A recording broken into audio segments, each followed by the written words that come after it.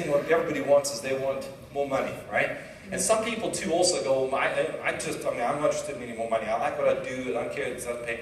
But truth be told, if they went to work on the same thing on Monday and the company said, we're feeling really guilty about the profits we've been making, so we want to give everybody a $50,000 a year pay raise.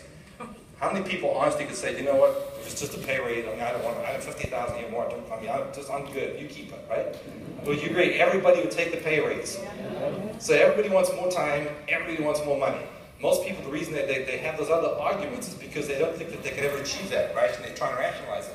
So primarily, that's, if you had those things, maybe you could have a dream house, maybe you could have a second home at the lake, right? I'm thinking like, how about Steve and I were talking with the guy yesterday, and he's building $1 million houseboat at Lake Powell. I'm going, that would be awesome, $1 million houseboat. I bet it's going to be pretty nice when it's finished, right? How about traveling more? This year, all I've done is I've gone to Africa once in Hawaii. I don't think I've done much more than that. Being a slow guy, right? I'd like to travel some more. I have a friend, Brad Gerard, who likes to go on a world-class trip every 2 months. And he's been keeping up with it for the last 3 years, right? He's always on another trip, right? And that takes time and money. And then the other thing is some people say, well, I like the car I drive, right? I don't need a big engine, right? And I thought maybe one time I used to think like an S500 Mercedes was adequate. Why spend over $100 grand when you get a perfectly good car for 80 grand? So that's what my goal was to buy this $80,000 Mercedes. Then I went and I drove Chris Howard's car, and it had the other engine, and it was another $40,000 for that other engine. And then after that, I'm like, I want that one, right? So if you're thinking your car is good right now, you're going to test drive some stuff, right? And then education for your kids. A lot of us like to keep our kids in private schools. And if they want to go to college, do all that kind of good stuff, be able to afford it, pay for it, right? Like my daughter right now is 18 years old, and she's taking flying lessons. So if she came back from her first lesson and she dropped the invoice on the table and it's like $344 for one flying lesson? How many of these do you have to do? Anne's asking. That's about money, but that gives you options, right? If you want to give your kids flying lessons, it's $344 a pop, right?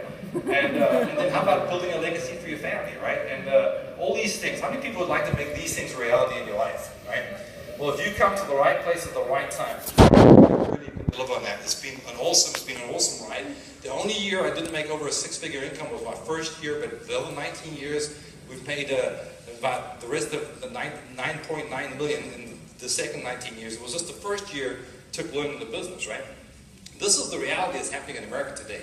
By age 65, 90% of people are either dependent or still working. 90%. 5% are deceased, right? And that's the statistics at 65. 4% have $1 million net worth, and only 1% are wealthy that have a $5 million net worth. Only 1 out of 100 people today are achieving that. And the future doesn't look as good today for the millennial generation as it does even for the current 65-year-olds.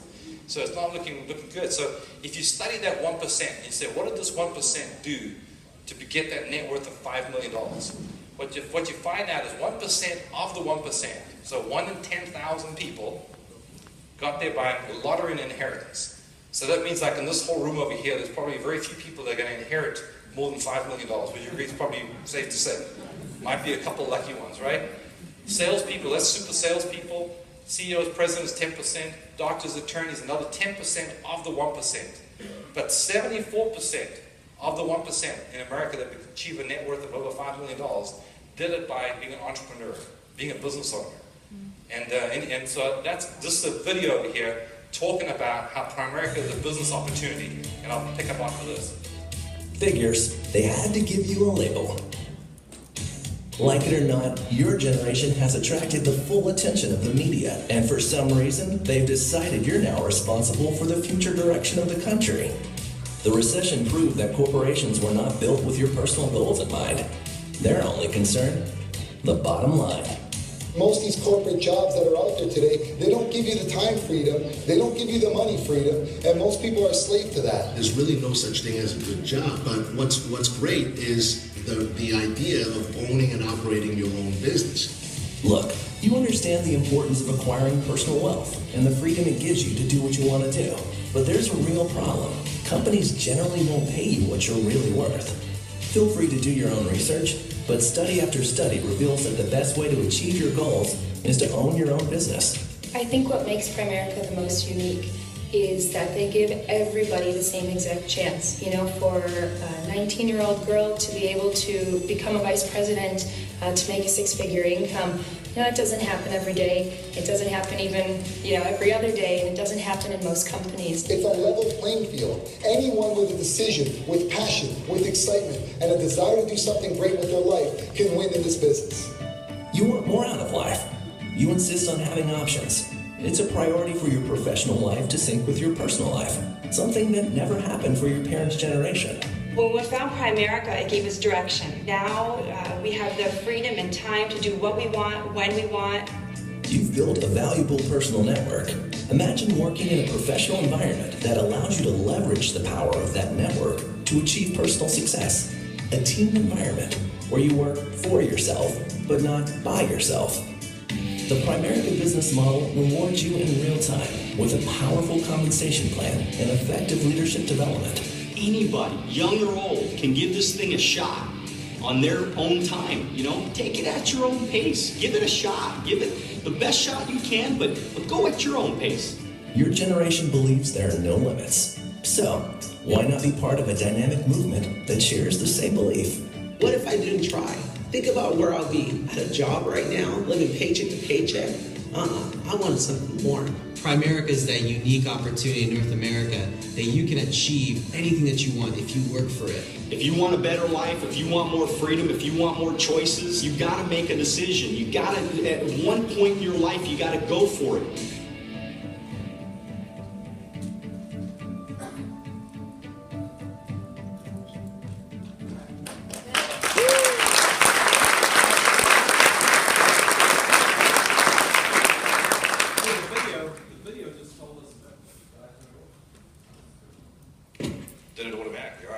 So hey, that video just said, hey, that's the solution. You know, this big problem in America today, people that have more time and more money, is start your own business, right? I mean, so there's the solution. So how come everybody in America is not doing that, right?